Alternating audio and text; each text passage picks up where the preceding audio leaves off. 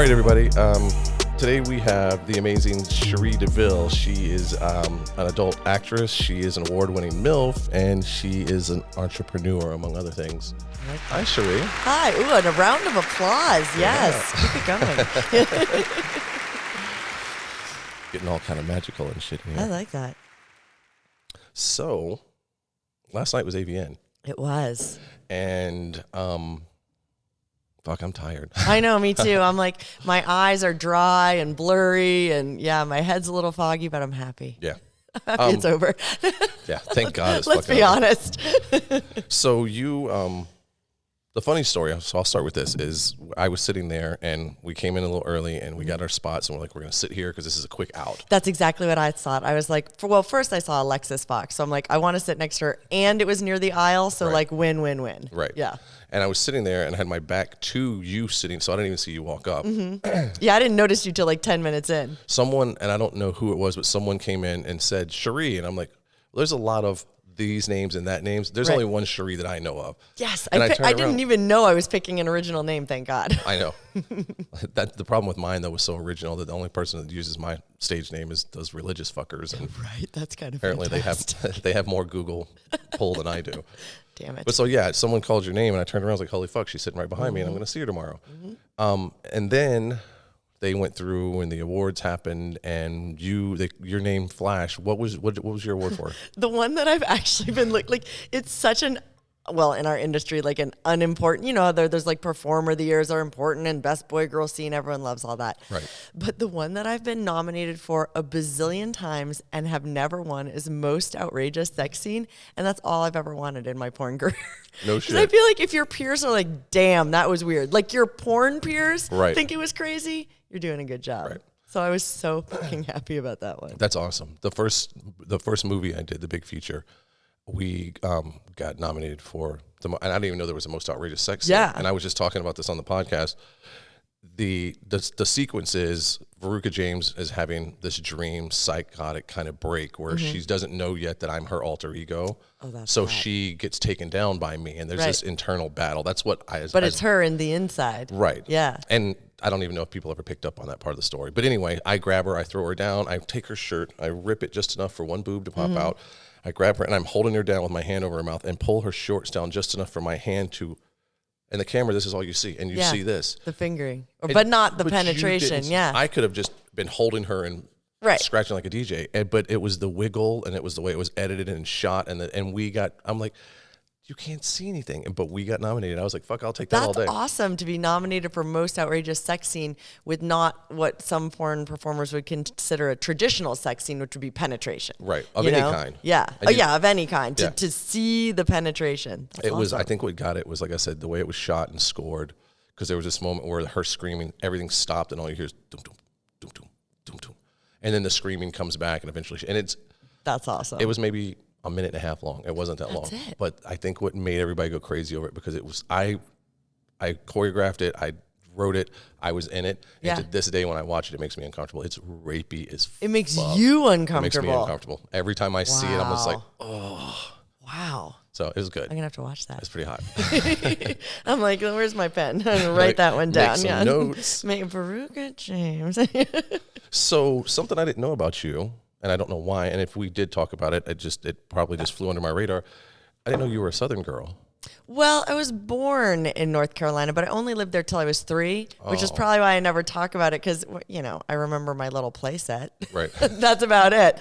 I feel like that was my entire, and then my parents are not from the South. They went from undergrad in Massachusetts. My dad was in grad school at Chapel Hill. They were in married student housing. He finished his degree. We bounced. Oh. Yeah. See, because I was like, I got to go find things that aren't the things that I know. Right. And I saw that and I'm like, I know. oh my And God. everyone's like, oh my God, Durham. And I'm like, well, I don't really remember anything but my little yellow slide. So if you want to talk about that, I can talk. There's that. A funny thing that you said that it's a small world now because I had an ex-girlfriend. I lived in Virginia for a little while, and I had an ex-girlfriend who was married at the time because I'm a dirty bastard. That's fine. And she got in touch with me because I was moving back to Georgia, so I had to come through, and her husband at the time was stationed also there. Yep. And they were living in the housing. Yep. And they were like, come, on your way back down to Georgia, swing by and hang out with us. We haven't seen you in years. Yeah. I'd never met the guy. I fucked her for years. Yeah. And I stop off and he's like, hey, I got to go to the store. You want to come with me? And it's a ploy. They wanted to do a threesome. Why didn't they just ask? Well, he did, but he's like tricking you into coming to the store? Well, I was like, well, that was the thing. I'm like, I fucked her for how many years? And you're the one that's trying to talk me into this? Weird. So and I think it was because he wanted to be not just fucking her also. I think he wanted to be fucked or fucked. Okay, so it had to be a little more special. Right. Yeah. And I was like, dude, no offense, I don't know you. And that's that's not the way I swing. Right. That's just not the way I do. And even if I did, I don't know you. Like, do not know you. This one trip to the grocery store is not this isn't enough foreplay for me. We're not breaking bread. Yeah. So we get home and we get back to the house and it's kind of weird. And I look at her in front of him and I'm like, you could even ask me. And I kind of let's just get this out in the open. We all laughed. We were fine. Good. I'm glad somebody it's like an elephant in the room at that point. You're like, can we not just be adults and be I was like, now hey, want to fuck or not, or like talk about it? Right. Yeah. So I talked about it and we kind of knocked it out and it was all over with. And then the next morning he goes to work and I wake up with my dick in her mouth. See, there you go. And I was like, well, that's happening. You still got what you wanted and now he's not in the way. Yeah. So I was like, it worked. That sounds like that's what you two wanted. He just wanted to be in on the fun a little bit too. I think he wanted a little attention both ways. Oh, so yeah. I'm not mad at him. I'm not mad at him, but I'm like, oh, poor guy. Yeah, it's like you could have done it like maybe, I don't know, had a phone call or something. Right, or at least like organize, like talk about it, and then maybe you could at least watch or something. Right. Something, Or, anything. Or like, hey, I'm coming. Why don't you suggest it and let me think about it on the drive down? Yes. It was so weird. You think about like your parameters, what you're comfortable with. Yeah. Do I want his finger in my ass? Maybe not. But right, like how close are we getting? Right, yeah. And maybe Skype. Well, there was no Skype back then. We didn't even have. This is a minute ago. Okay. Yeah, this was in my 20s. So this is fuck. It's almost gonna be 30 years ago. We're my 20s. I'm 47 now. Fuck. 40s. Yeah. Things are falling apart now, huh? Well, my things are falling apart. After I turned like 35, it's like you do something on set or at the gym, and instead of it being better the next morning, you're like, wait, this is gonna stay for a while now? Yeah. Oh, this is my life? Or this is not ever going away again. Well, that's the other new exciting part about getting older. You're like, you have actual injuries, like stuff you did in your 20s that you're like, it's fine, I'm gonna be great. And you're like, oh, that's permanent. Okay. And now well, that hurts. here we are. Here we are 20 years later, and karma just bit me right on the ass. Bit me right in the ass. What I found out is my body doesn't like me as much, and everything hurts more, and it takes longer to recover. Yep. But that part, it's weird because my body is slowly falling apart, but my life is not. It's finally coming together. Yes. I have more stability. Freedom, money. I'm comfortable in my own skin with my own emotions. So like everything like upstairs, is going great. And then my poor body, so I went to Thailand with Aaliyah Love, right? Okay. And like she had hurt her neck in a car accident, and I don't know what I did. I did something on set. My arm was numb. I had pinched a nerve. So I go, girl, remember how like a long time ago we're like, we got to travel while we're still young, so we're not those old people. I'm like, we're those old people right now, like on the boat going, well, I don't want to sit in the good seat because I think it might hurt my neck. Oh my God, stop. Do you think they could have dinner a little earlier so I can be in bed on time? No, actually, yes. Yeah. Like we waited too long. But I feel like that's the cycle. I feel like that's what happens is when you are young and crazy and you do all the things and you're irresponsible, that's what builds you and helps turn you into the person that you are, and you can look back and go, that was really stupid, and I'm lucky I lived through that. But the problem is, like I said, once you finally get your shit together, you're broken. Yeah. So it's like, it's like, okay, now that I can afford to do the nice things and the fun things, it hurts to do them. It's like that terrible old adage you hear from all the old people, youth is wasted on the young. I thought they were just being shitty, but it's like actually true. Yeah. The youthful body you have when you don't know what to do with it. And then you grow up enough to like really know what you'd want to do with yourself, and you can't do all the things you want. Right. Yeah. I also, this is a funny analogy too. Technically, physically, as I got older, my balls got huge because it's what happens with men. They just slowly all start men. dropping. I know, like your ears and nose tend to get bigger and bigger balls too. Your balls just drop. Cool. But figuratively, I had bigger balls in my 20s. Like I was like, let's go rappelling off fucking this, and I want to jump out of planes, and I want to drive really fast, and you got a head full of acid, but it's wearing off. Fuck you, drive, because I just took mine. Fine, yeah. Stupid shit. Now people are like, hey JP, you've had a couple beers. You want to come over real quick? Bitch, no. I've been drinking. No. I'm more than capable of driving with 2 beers. You're like, I really understand what might happen, and and Well, that's the other thing. When you're in your 20s, people tell you what might happen. But once you live through it happening to a few of the people that you love, you're like, ooh, this is real. Yeah, this real. is We don't make these choices this anymore. Isn't responsible. Yeah. Yeah. That's the thing. Yeah. I've Damn consequences. yeah, being grown up. I found that I kind of skipped through, like I've done the porn for so long, and I had a very small window of where the daddy thing happened. Yeah. And it was because my wife was actually pregnant. So at the Armory, all the girls, because I was running the upper floor, so we had the contract slaves. So they were like mommy and daddy, and it was kind of hot, but it was because of the kid coming. And then the kid was born, the upper floor, I stopped shooting it, and I switched straight over from like, what's up, daddy, to Papa. Like I'm the official. Yeah. That's so because nice. it's her and I, because of the girls, and most of them are so young, and it's like, hey, are you doing this? Are you taking care of yourself? What are you going to do afterwards? Do you need me to call you and check in? Like same. It's parental shit now. Yeah, like I like mother hen a lot of the young girls on set, and I'm like, is this good or creepy? Like I know I'm supposed to have sex with you in 10 minutes, but like I also want to just like hold you and tell you all the things you need to know. And make sure you're safe. Yeah. You're going to be okay. Are you happy? Are you okay? Do you need this? Do you need that? I'm like, wait a second. Give me your number and I'll call you later and make sure you're okay. No, for real. Yeah. I've done the same thing. That's the good thing about social media is I can be like, how are you? Or just like the cute check-in, like, oh my God, it was so much fun working with you. You know, and so you're like kind of like testing, like, are you cool? I'm cool. Yeah. Are you cool? I had a good I'm time. cool. Are you good? Yeah. do we need to go to dinner and talk about this? Right. Well, especially like your genre, especially, but even a little bit mine with like a lot of the weird mommy stuff that I do, even though it's not physically intense like your job is, it can be really emotionally weird, the stuff I have to say. And if I'm meeting especially a woman for the first time and then doing that deep fetish work, like I don't want her to think that I'm like crazy, because like I definitely come off as super fucking creepy, which is hot. Yeah, which is my job. But when you have a brand new person that you've never known, yeah, that's why I like to like have like, oh, this is like our moment together as people. Okay, now we have the weird thing. Okay, now here's our moment together as people again. So there's the weird thing sandwich where here's the sanity on each end. Yeah, so that she doesn't like freak out. Yeah. And that's the same thing with, and you know, we've worked together for years. It's like there's, and I'm not like a screaming, hateful, mean person, but I'm very aggressive when the camera turns on.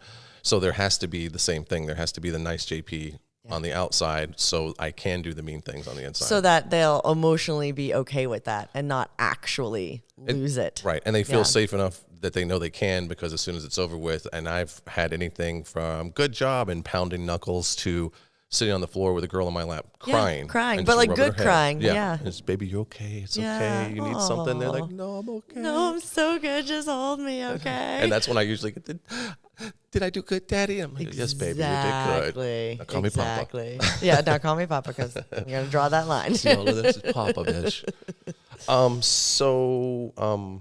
Let's move to this next one. What the hell? My notes are so fucked up.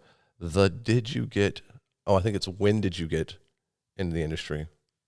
2000. I got into porn in 2011, but I'd been doing some like, I think like in maybe 2010, I started doing nude modeling and like fetish work. I did bondage before porn, and like, you know, the clips for sale kind of stuff, like chloro fetish, hypno fetish, like all that kind of quote unquote non-sex work, like no penetration modeling work. Do you know what I mean? Yeah. And then actually OC Modeling found me online. Yeah. And asked, do you want to do porn? And I'm like, what?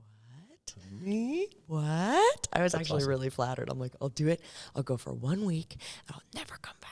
And I'll just say I did it. I'll be like, Nana did the weirdest shit when she was young, and then I just liked it. I'll be like, look at the movie your auntie was in. I did this really dirty thing when I was, time. You know. That's what I thought it would be, yeah. And it's still going. I thought it would be like skydiving, like that one fun thing you do to say you did it. Right. Yeah. Have you ever worked with Brando?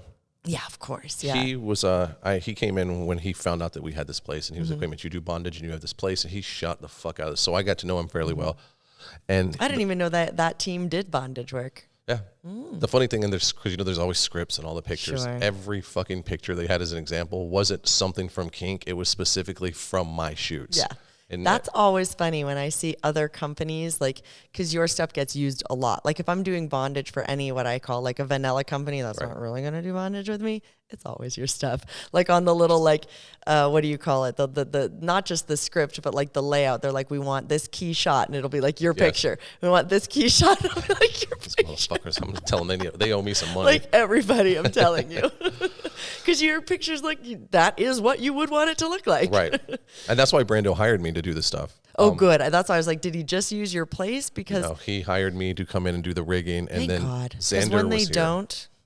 Yeah, oh girl. I talk about this all the time about those certain companies who think at best. they think they know what they're doing. They do not. I had an opportunity to go work for the movie, one of the movies that got a whole lot of awards, and I didn't even get a response back from the director. The director failed to even communicate with me, and the star had to say, "Oh, well, we chatted, and the dates aren't going to work." And I'm like, I started mine with, That's "Hi, how it it's nice works? to officially meet you. Here's my dates. These are the ones that move."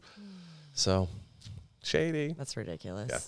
And especially in something like that where it is not just so it looks good, which your stuff does, it's so that it feels right, is safe, doesn't cut off any of the wrong circulations. You know anatomy, you know rope placement. You're watching, like, you can't just like watch some YouTube tutorials and tie someone up properly. Yeah. Yeah. The analogy I use is that there's porn, and then there's the BDSM table inside of the porn.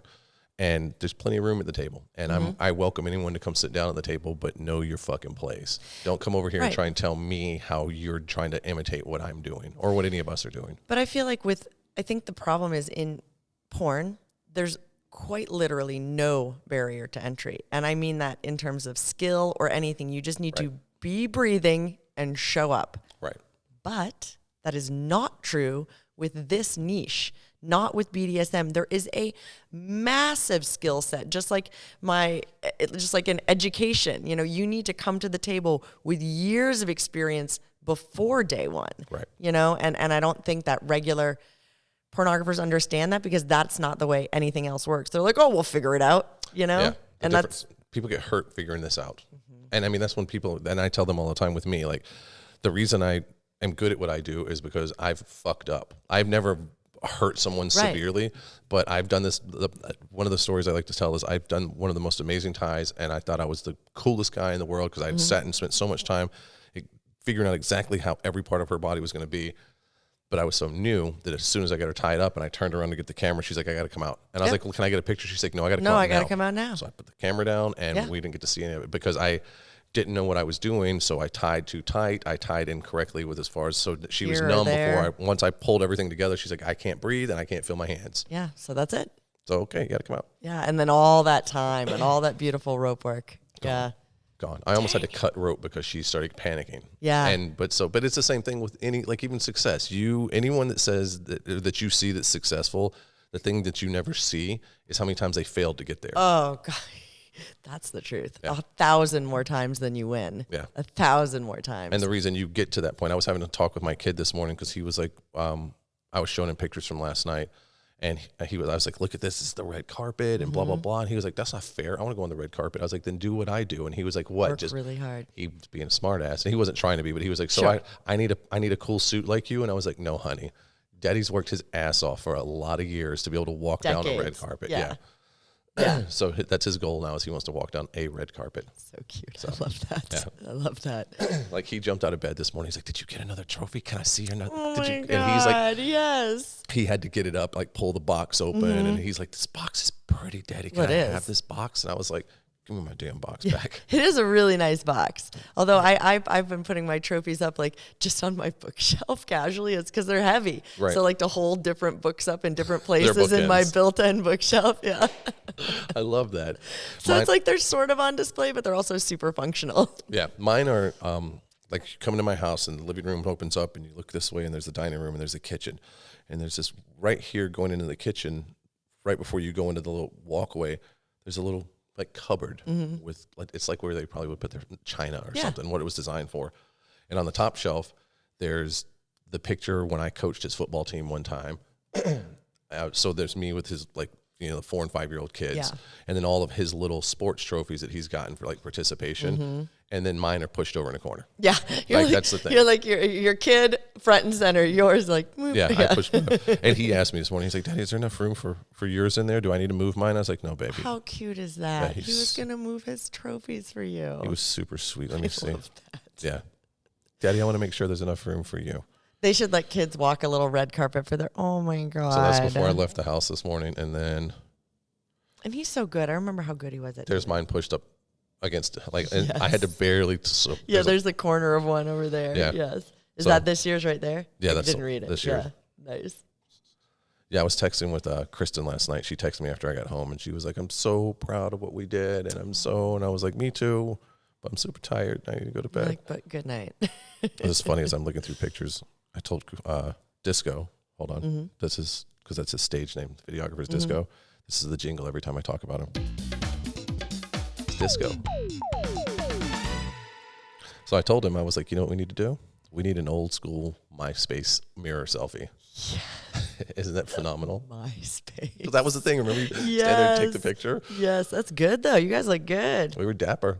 Like Very dapper. it was him and I walking the red carpet, and then we were with Victoria Vox, and we were all walking the red carpet, and he kind of stepped back because he's such a modest guy. Oh. So he was like, it's like, this is the Lime thing. This is you guys. And he was like, the perspective. He was like, not that I just got to stare at Victoria's amazing ass the whole Also time. nice. He's like, but I get to see how people were reacting to you too. That's what my partner says. Sometimes he'll walk behind me a little bit just to see what other people are doing, and he says he gets a big kick out of it. He was Yeah. too. He was like, but every time that someone would stop and call us, and the weird thing was, because Victoria's Yeah. smoking fucking Oh, hot. of course, yeah.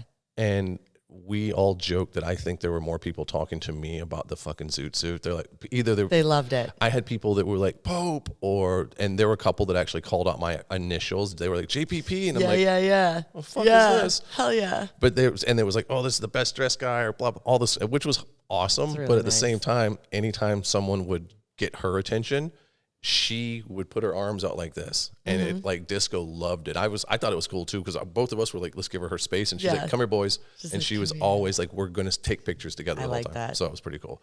And it's also more comfortable because sometimes those things can be really overwhelming. Yeah. Yeah, it's amazing, and I love the fans, and it's fantastic, but it's just a lot. It's a lot of energy and a lot of people. Right. Yeah. And it's overwhelming. Like, that's the first time I've done red carpet. Really? I'd never, because It's just too much. I joke, well, it's a lot. You gotta go wait in line, and I'm usually by myself, and I don't want to be the one where the photographer is going, okay. Right. Yeah. So, and I don't know. It's not a like real, oh, poor me moment, but it's like, even after 15 years, most people in this industry don't know who the fuck I am. Which is, well, maybe because it's this niche market. I don't know. is. Like- but I feel like the people who do know who you are, like, no. Right. Like, it's not like other, like, people that are, like, vague in porn where, like, you're known or not known. You're a super fucking star in your genre. Right. Do you know what I mean? Right. So maybe when you put it in mainstream porn, okay, if BDSM isn't their thing, they'll have never seen you. Right. But if you've seen any kind of bondage work, Right. you've seen you. Right. It's literally impossible not to have. So And I think since I've started making these big movies, it's happening. Like, hanging out with more Jules crossover, Jordan. yeah. So people, more the mainstream people. Like I shot, I worked with Maddie O'Reilly, who amazing. she's been kind of anti-kink for several years. has she? I didn't know. For whatever reason. I think she Does just she- really liked but another. She likes that type of work, I thought. It was another production or another production company that she Person. preferred to work with. Oh. But she hit me up one day and she was like, I keep hearing good shit about you. I want to come work with you. So Yeah. we knocked that barrier down. But when I had her on the podcast and was talking to her, she was like, we've actually met before. I was like, no, we haven't. She was like, yeah, you and I sat at the same table at AVN. I was like, I've only sat at one table, and that was with Jules Jordan. She was like, that was the table out. She's like, you won an award that year. And I was like, oh shit. She remembered. She totally remembered it. So I thought that was kind of weird. So, but it's like working with, having Jules and now that I've made the second movie, and now like, Gustavo from XBiz and Peter and Sharon from AVN, like more people know me now. Right. You've broken out of the small fetish box into Right. like but don't you feel like that's the way all porn is going? Like, I feel like in the 90s, it was always like blonde, big tit twigs, and that was the only woman, and then you'd have the certain type of man and the certain type of porn because Right. you're trying to sell it to everybody on DVD or VHS. But now it's the internet.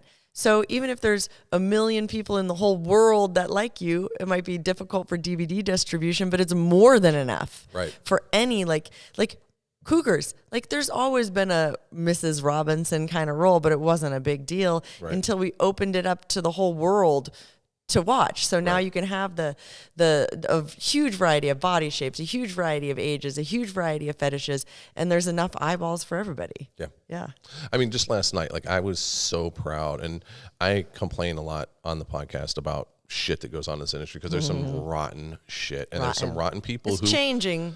It is, and for the most part, it's getting better. But like I was talking with Anna Fox recently, and I told her this. I was like, the reason that the bad seems so bad now is because everything seems to be getting so slowly getting better. So when you are bad now, it's like, fuck, but you're not like kinda, you're being really fucking bad. Yeah. And it stands out more. And I think people are willing to say it. Yeah. I feel like maybe just in the past 2 years, or maybe even in the past 1 year, performers, we're all shooting our own content now. Right. So if one company doesn't hire us now, it's not going to ruin us like it would 3 years ago.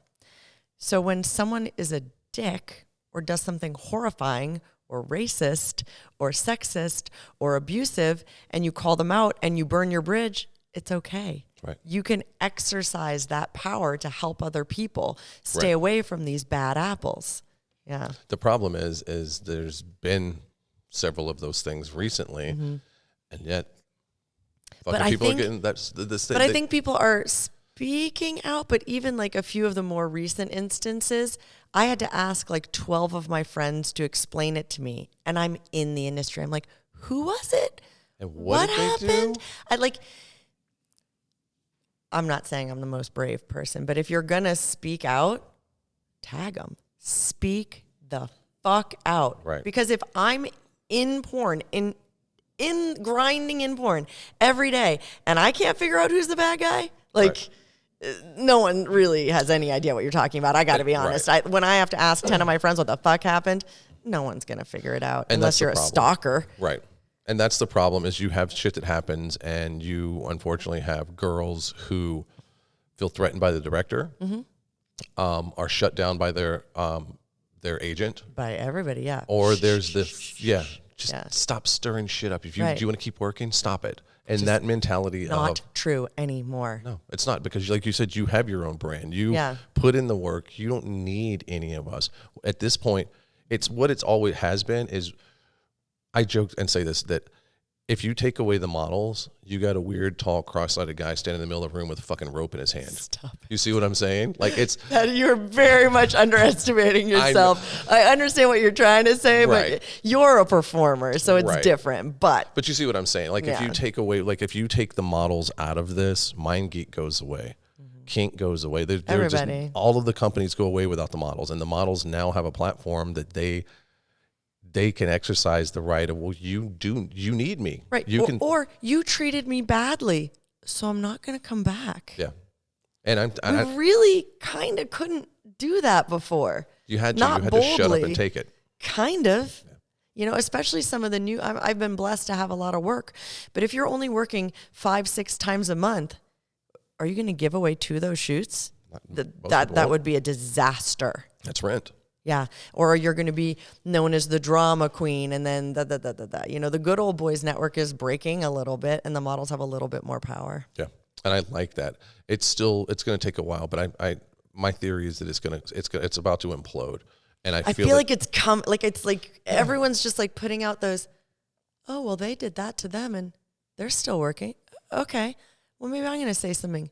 Okay, well, I'm still working, and like there's going to become a momentum, you know. I think there's going to be a porn version of the Me Too, and real Me Too, because the Weinstein level Me Too, because the Me Too started, and then the Me Too, my opinion, got diluted because it turned into a witch hunt for people that were like, people are just saying it to be on the bandwagon. Yes, yeah, and that will happen, and has happened in porn too. Right. So there's the good and the bad when you push that far. But I think even in the regular Me Too movement, the people that were complaining about it going too far, it's like, yes, it did, but people were being horribly abused too for so long. You know, so like, yes, everyone got a little bit painful, right? It Right. was a little bit overly painful for everyone, but hopefully it'll, come out balance back to the correct, which is just Right. no abuse. That's just all people want, no abuse. Exactly. And I think that's the thing. I think and the uncomfortable part was when, I mean, Cosby, Weinstein, all of these big things were called out, and it was like, fuck, this happened. Yeah. But then there was the, like, George Takei or something like Then that. it went a little far. And You're Ryan like, and they just want to Seacrest. tell a story, and then there are people that just want to be famous. Right. So that's going to happen in mainstream, and that's going to sadly happen in porn. It's like war casualties. Like, unfortunately, there's innocence that happens. Correct. And if they're really innocent, which those two specifically were. Yeah, nobody believes that. I don't believe. I'm sure there's a small percentage of the population that does, but for the most part, people are like, no. It's barely a people aren't blemish. that dumb. Right. That they'll figure out where the real bad eggs are. Right. But I feel like the blemishes that came from that, they're probably not even a blemish anymore. But No, like those guys are fine now. Like, I'm sure they had a bad month, but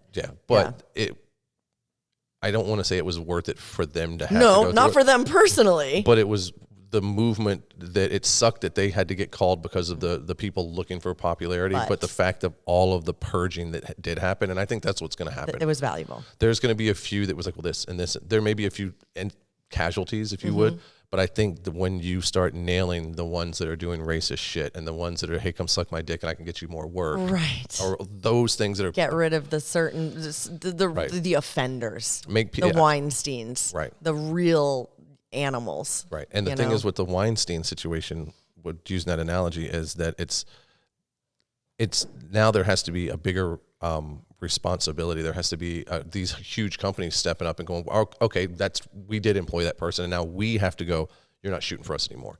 And that one, I think, that's is going to not be happening yet. No, I think that's going to be a bigger pill to swallow, because it's going to be like, well, there's all these accusations and there's proof that so-and-so did the thing. Now you turn around and you look at the big company. What? Now what are you going to do? Are you going to let this person keep going? Right. And that's where, like, so far the answer's been yes. Not in every circumstance, but in 90%? Yeah. Well, Derek Pierce said it best. He was like, the only people that they've been getting rid of are the abusers that were already very small. Right. That had a very small role. So it's almost like, oh, look, we got rid of so-and-so for doing this. It's like, yeah, but what about we're the person that taught them how to do that. Do you know what I mean? Yeah. Like the culture. We've been indoctrinated in this culture. And it's funny because when all this stuff started happening, I was shocked. Now, I've been in porn 9 years, and I tell you truthfully, I've never had someone so much as whisper something inappropriate to me once. So I thought I was just living in Candyland. Right. Until I started talking to some of my younger female colleagues and realized that, no, I am not living in Candyland. They just aren't fucking with me for some reason. Well, that's because they're predators, and the predator's going to go after what they feel is the easiest prey, the low-hanging fruit, and not to say that any of them... No. Not to talk bad about the girls, but... It's just youth. You can't help being young. Right. And if they see that she's naive, or that even he's naive, that they're, well, you know what, I don't think it's premeditated. I think they see a hole and they go for it. Right. I don't think that, I don't even give them the credit of planning ahead like that. They're just like, Right. So, I mean, I think it's getting there. And like you said, I think there's the sticking the toe in the water, and they're like, ooh, I'm still working. I still have a job. Okay. And then more, and then more. And then they're back to their old behavior. Right. For sure. I mean, that's but anybody that does that. I think it's the opposite way with the girls, though, too. So if the girls are going, all right, I said a little something, and I didn't say names, but I made it clear that I did a thing, and enough people that know enough things are going to figure out who I'm talking about. Eventually, after asking 12 of my friends. Right. So there's that situation, but it's I'm still working. Right. And I didn't get pushed back, because there was the one like with Lee Raven, who I don't think anybody shoots her anymore. And I love Lee. I've had her on here. Yeah, I almost forgot about that. There was a he said, she said. Yeah. And I'm still not sure. I mean, everybody. Well, how can you ever be sure about any of it? But that's why we do. It's so complicated. You do need to speak out, you know?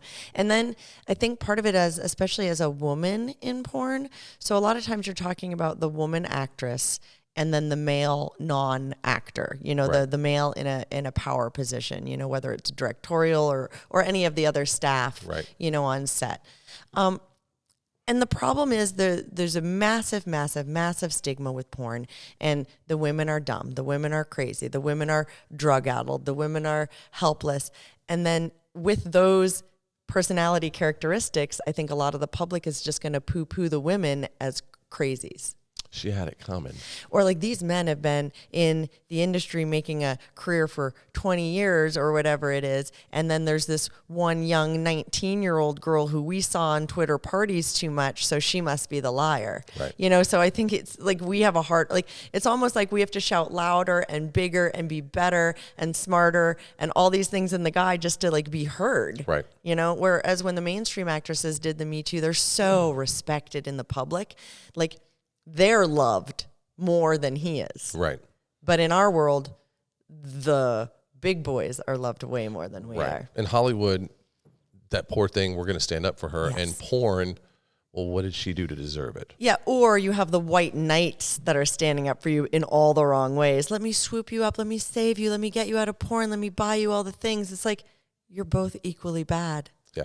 Like, You're the white probably a knights are as creepier predator. disgusting as the people that are poo-pooing me. Yeah. White Knights is better than mine is Captain Save-A-Ho. That's what I use. Yes, I like that. Captain Yeah, Save-A-Ho. but they're just doing it for themselves. Yeah. It's so fucking selfish. It's nauseating, I think those I'm going to guys. make a movie about this. You should, because Just- they're the worst and the weirdest. I know they think they're the nicest and the best.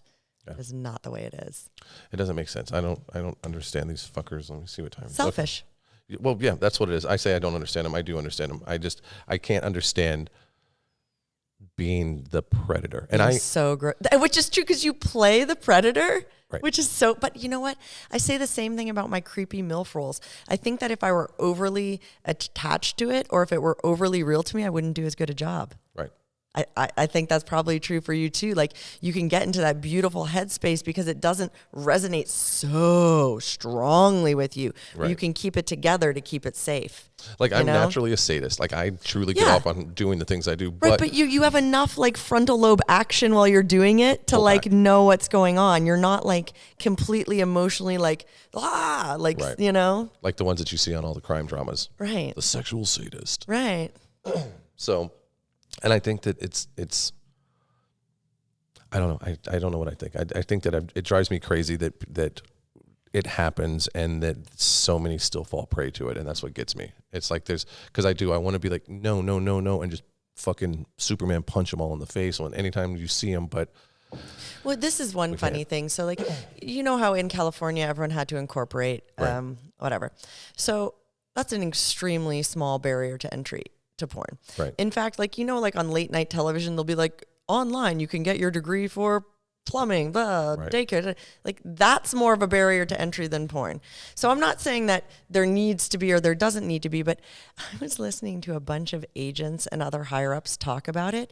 And the reason that they don't like it is so fucking upsetting to me. They're like, but what about that new girl who just comes in for a few months and is gone? How are we basically going to make money on her? And I'm like, predators. what? Yeah. So your reason that you don't think people need to incorporate is so you can still use the people that can't spend one day thinking about a choice that could change their entire lives. Right. Like, obviously, I don't think incorporation should be utilized to prevent people from getting into porn, but I think it's nice that gives you a day to pause and think about your choices. Right. And maybe $500 that you have to take a little bit of time saving up, which would also give you pause to think about your choices. They don't like it because they don't want that pause. No.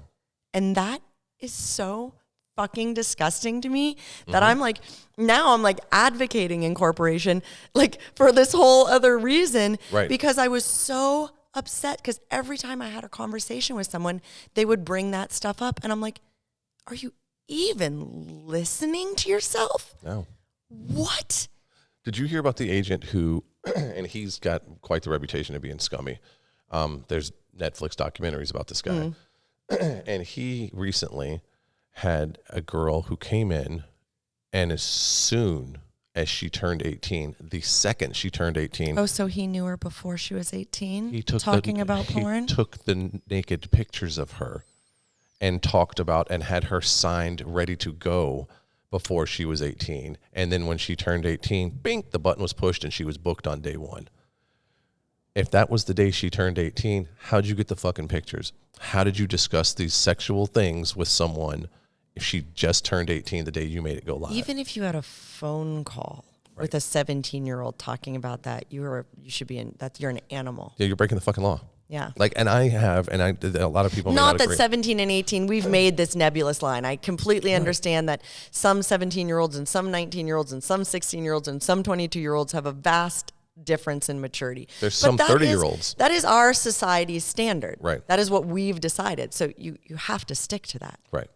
And I say this sometimes that to people, and I think this may be the first time I publicly said it, is that I am not sure that 18 is the best age to start this industry. I couldn't have. And you see that I have a very good career and I'm a very confident woman. Right. But I could not have, you know what I couldn't have done at 18? I could have done the scenes. What I couldn't have done is dealt with the social media. Right. And that's could killed not a lot of them. have dealt with the stuff coming at me at that age on a daily basis from social media. It would have ruined me. I would have started making changes. I don't know what I would have done. Like, there are days where I have to step away from it at 41 years old. I don't know what. 47. My God. I had something the other day that happened that I woke up and someone had a comment, and it was on YouTube. It wasn't even on Twitter or Instagram. It was on it was on this, and they had I don't know if it was the morning but they had pushed and touched and poked every sensitive thing they possibly and it just rubbed me, and it fucked up my entire day. It fucked up my entire and I hate giving them that power. Right. So I don't ever really respond. But like, good job, it hurts us. You know what I mean? Like, why? And then, I tell myself, for me to calm myself down, I'm like, they're in a much sadder place than you are. They're hurting. They're the wounded animal. They're lashing out. Try and have some empathy for them. Because at the end of the day... Then you sympathize with them, and then it makes you feel bad because you're like, well, fuck, how fucked up are they? Well, no, I do feel bad for them. That's what I'm saying. So you go from my feelings are hurt to now I feel bad for them. I can easily... My empathy is high, and it's always been high. Like, I couldn't watch the Sesame Street episode where the guy fell down the stairs with pies. It made me cry because the poor man dropped all his pies. So, like, my empathy is a comfortable place for me. Right. But the sadness and the hurt is very uncomfortable. So I would prefer, even if it's not the truth, to feel bad for them. Right. That feels comfortable than to feel, oh my God, how many people hate me like this? How many people are saying this? How many strangers are thinking this of me, And that's the thing. And I talk about it a lot. And I know there's people that are like, and I actually have a person who comments on the YouTube channel that's, and he said something like, well, you talk about the bad people all the time. You don't talk about the good people. And I've recently been like, I love you guys and you guys are awesome. But it's, because of what we do, and maybe we do sometimes take it for granted that we've got so many people who love and adore what we do. But I think that's human nature. Like, someone, like, just anybody could be so beautiful. Like in high school, someone told me that my legs were really short, and that stuck with me. I don't even know how many compliments I'd gotten in my life, but I think that's kind of human nature, where you get 100, that was a beautiful scene. Oh my God, what a great actress. You made my day. These are the great emotions I feel. And then the one guy who, like you said, hits the button, the thing that you were already self-conscious about. And then all the rest of it is like, well, that's white noise, but this is real. But that's just because it was real to you. Right. And I think that because we are, no matter what we portray when the cameras are rolling or when the mics are on or any of this other stuff, at the end of the day, we're still human and we still have emotions and I was talking to someone just yesterday about this, talking about like body positive, having a mentality. Is you can sit there and I can sit across from you right now and look, and I've seen you naked and we've done the things and can say that you are fucking flawless, but you are going to look in that mirror and you're gonna at least one thing you're gonna be like, I wish I could change that, or I wish it wasn't that way. Yes.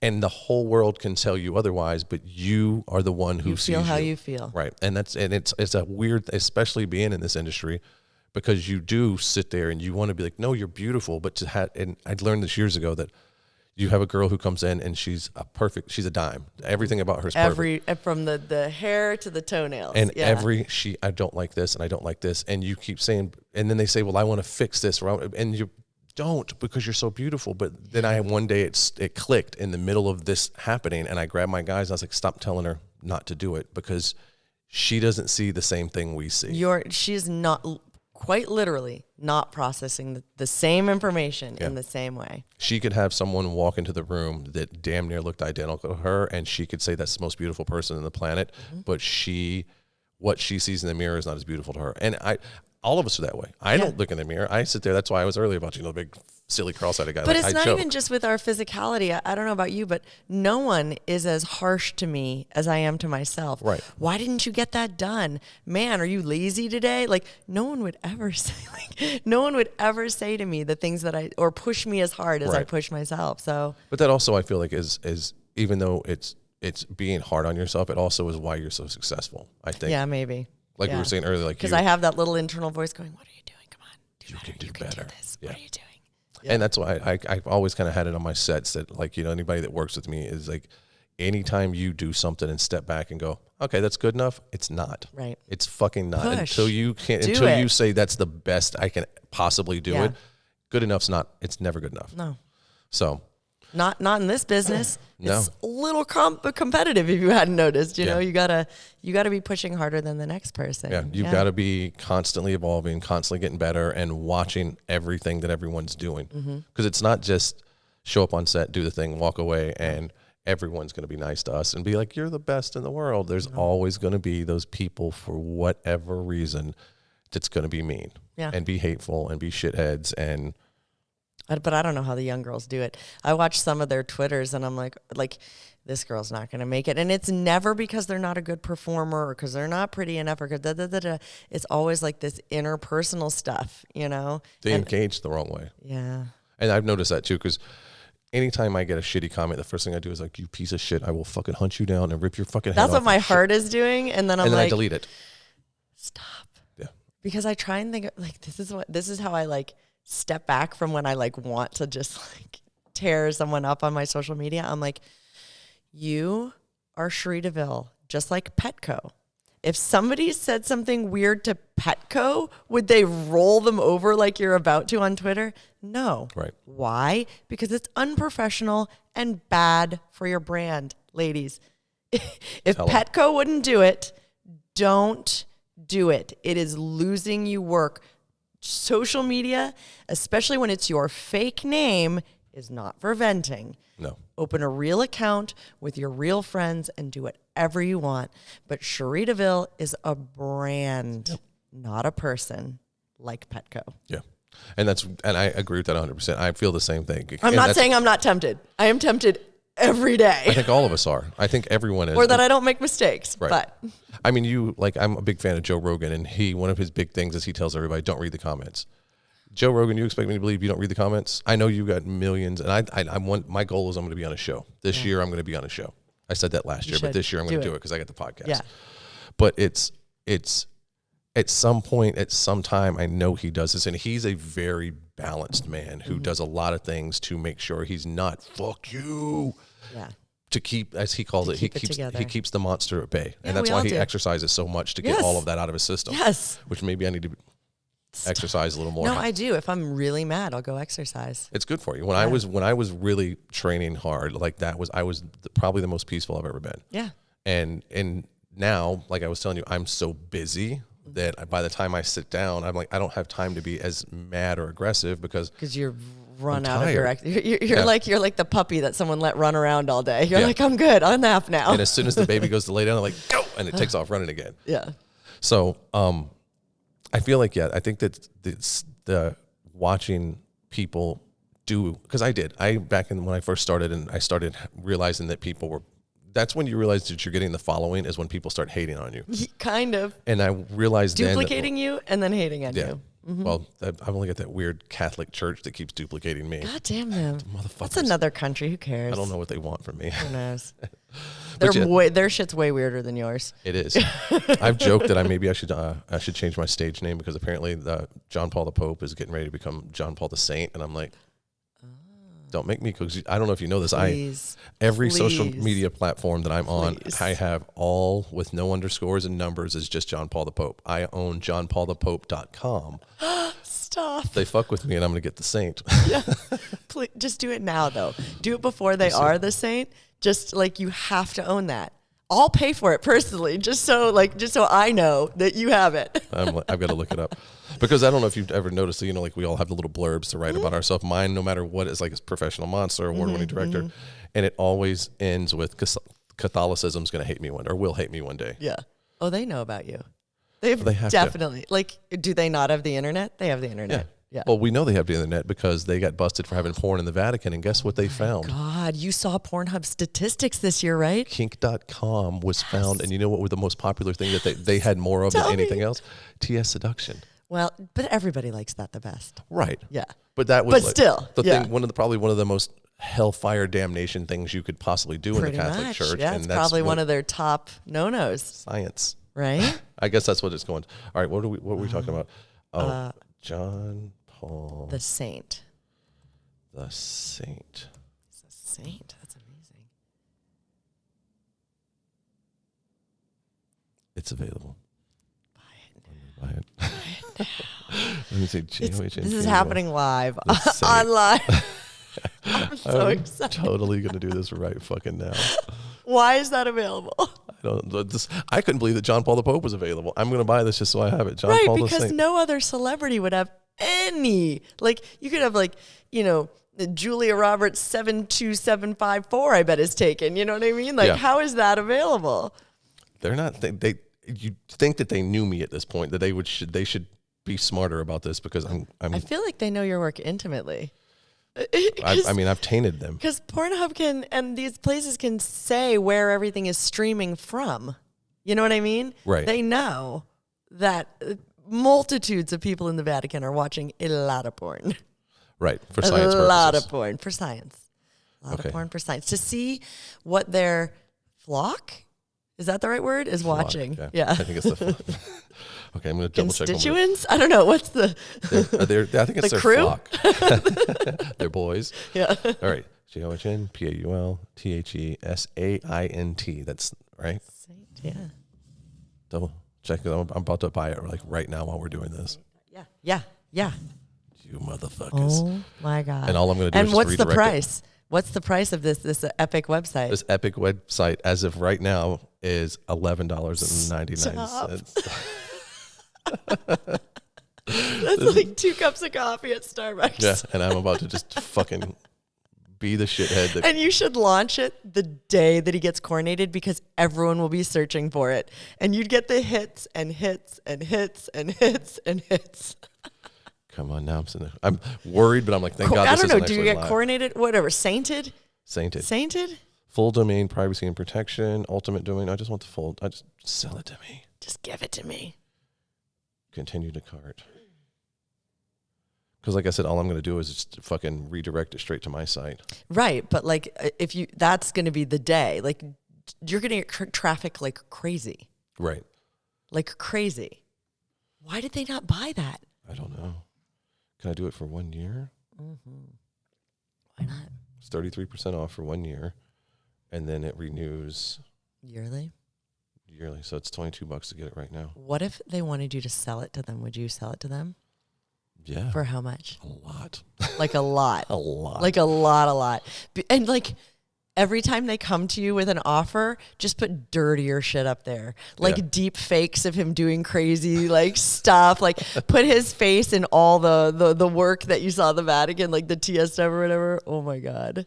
This is great. So all right, here we go. Complete purchase. Put his face on your face. I don't know. Get weird. Oh, I'm gonna get fucked up.